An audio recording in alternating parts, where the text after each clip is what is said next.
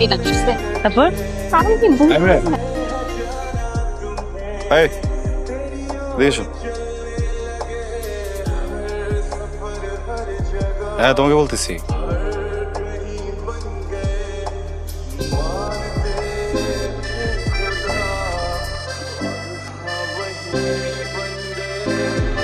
যাও নিয়ে আসো। জি ভাইয়া।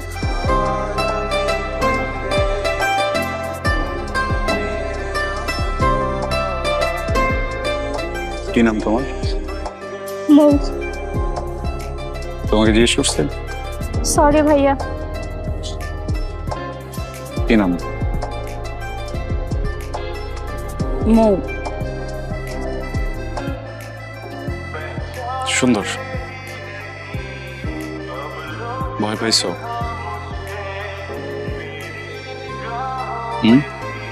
ভয় পাইছো? ভয় পাওয়ার মতো কিছু নাই। তুমি যেটা দেখছো ওটা মারামারি ছিল না, শাসন ছিল। ছোট ভাইরা শাসন করছিলাম।